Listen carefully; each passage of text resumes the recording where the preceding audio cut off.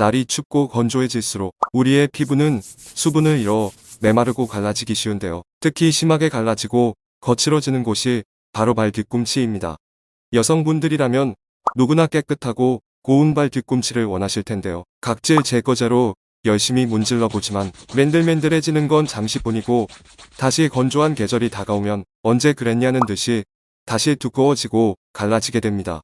온라인상에는 각질을 제거하는 다양한 방법이 제시되어 있지만 대부분은 귀찮고 번거로운 과정이 대부분입니다. 그래서 이번 영상에서는 흔히 알려진 각질 제거 방법 3가지에 주의할 점을 이야기해보고 각질을 제대로 제거하기 위한 가장 효과적인 방법과 각질 제거 후의 발 관리법을 말씀드리겠습니다. 먼저 여러분들이 각질을 제거하기 위해 흔히 하는 행동이 무엇일까요? 맞습니다. 모두가 알고 있듯이 풋버퍼나 콘 커터를 이용하는 것입니다. 풋버퍼는 사포처럼 거친 표면으로 발 뒤꿈치를 문질러 각질을 제거하는 것이고 콘 커터는 칼날로 각질을 깎아내는 방식입니다. 아마 이 도구들을 한 번쯤 사용해 보신 분들이라면 각질 제거 후에도 시간이 지나 다시 각질이 반복해서 생기는 것을 경험하셨을 겁니다. 이렇게 물리적으로 각질을 제거하는 방식은 즉각적인 효과를 낼 수 있지만 자칫하면 피부에 과한 자극을 줘 피부가 스스로를 보호하기 위해 각질층을 더 두껍게 만드는 악순환을 초래하기 때문입니다. 각질은 외부 이물질에 피부 속 침투를 막고 피부 자체의 수분이 빠져나가지 못하게 하므로 각질이 너무 얇아진다면 우리 몸은 다시 각질의 두께를 늘리려 합니다. 때문에 이 방법은 되도록 피하는 것이 좋지만 각질이 너무 두꺼워 어쩔 수 없이 물리적인 방식을 써야 한다면 꼭 물기가 완전히 마른 발에 강도가 세지 않은 버퍼를 사용하여 되도록 얇은 범위 내에서 사용하실 것을 권장합니다. 두 번째로 알려진 방법은 발을 뜨거운 물에 담가서 각질을 불린 후 각질 제거기로 제거하는 방법입니다.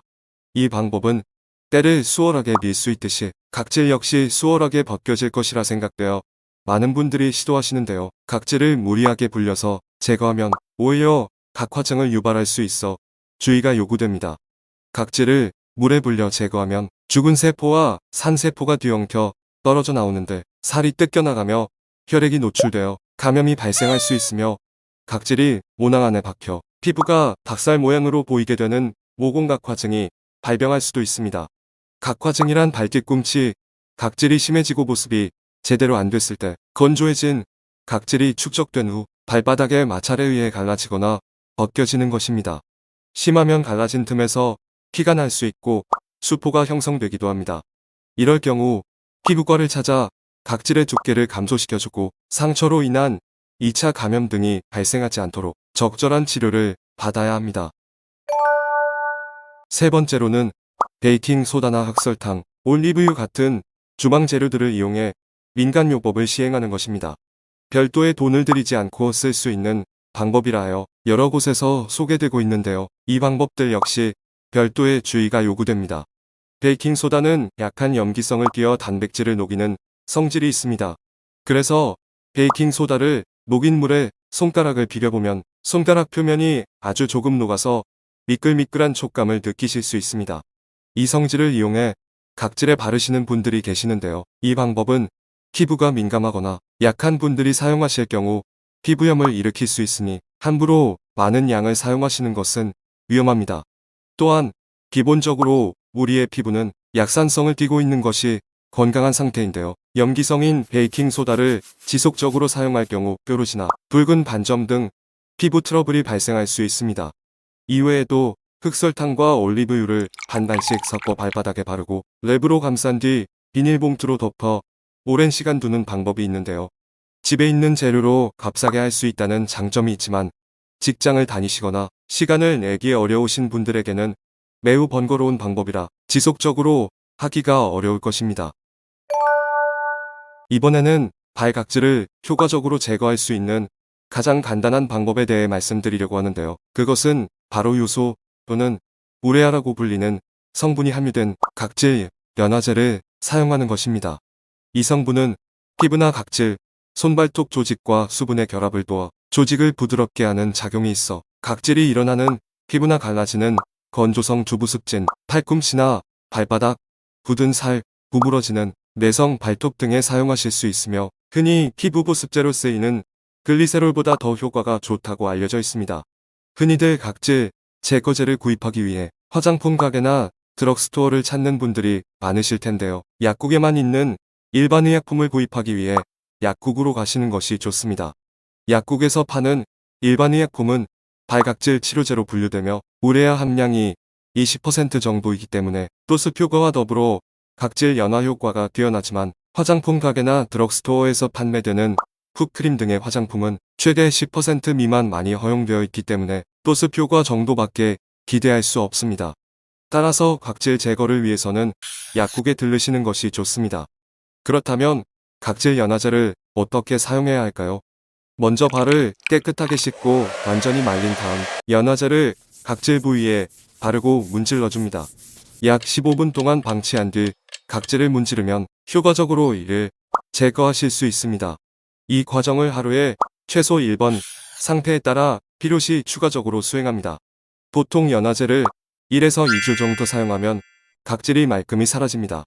단, 매끈한 뒤꿈치를 오래 유지하기 위해 필수적으로 해주어야 하는 것이 있는데요. 바로 풋크림이나 오일 등을 발라서 보습을 유지해주는 것입니다.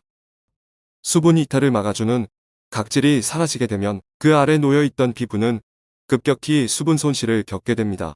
이를 방지하기 위해 우리 몸은 다시 각질을 만들어내려 하기 때문에 이 과정을 반복하지 않도록 뒤꿈치를 잘 보습해주는 것 꼭 잊지 마세요. 한편 최근에는 양말처럼 제품을 신은 상태에서 발 뒤꿈치 피부를 벗겨내는 붕팩 제품이 인기인데요. 사용을 삼가시는 것이 좋습니다. 한양대학교 연구팀에 따르면 풋팩은 화학 성분을 이용해 각질을 넘어서 피부까지 과도하게 벗겨내기 때문에 피부 재생주기를 방해하고 염증과 접촉성 피부염 등을 유발할 수도 있다고 합니다. 따라서 집에 돌아오신 뒤에 안전하게 연화제를 사용하시는 것을 추천드립니다. 보통 각질 제거를 한 달 정도의 기간을 두고 사용하셔야 하는데요. 제거 시도가 한 달 이상을 넘어가도 차보가 없는 경우 각질이 아닌 각화형 무좀일 가능성이 있습니다. 각화형 무좀은 살이 갈라지고 하얀 각질이 쉽게 사라지지 않는 특징을 가지고 있는데요. 외견으로 각질이나 굳은 살과 매우 비슷하여 알아차리기가 쉽지 않습니다. 이로 인해 무좀인 줄 모르고 단순 각질이라 생각해 방치하는 경우가 많은데요. 이럴 경우 더 진행되기 전에 피부과에서 진균 검사를 해보시고 항진균제를 이용한 적절한 치료를 받는 것이 좋습니다. 간혹 이 부위에 식초나 마늘을 으깨어 바르시는 경우가 있는데 이는 화상을 유발하거나 2차 세균 감염을 발생시켜 상태를 더 악화시킬 수 있습니다. 이번 영상에서는 잘못 알려진 각질 제거 방법에 대해 짚어보고 가장 효과적으로 각질을 제거 및 관리하는 방법에 대해 알아보았습니다. 다른 민간요법보다 훨씬 간편하고 효과적으로 적용할 수 있는 방법이기 때문에 혹시 각질로 고민하고 계시다면 빠르게 활용해 보시는 것을 권해드립니다. 이번 영상이 도움이 되셨기를 바라면서 다음에도 더 유익한 정보로 찾아뵙겠습니다. 구독과 좋아요는 저에게 힘이 됩니다. 감사합니다.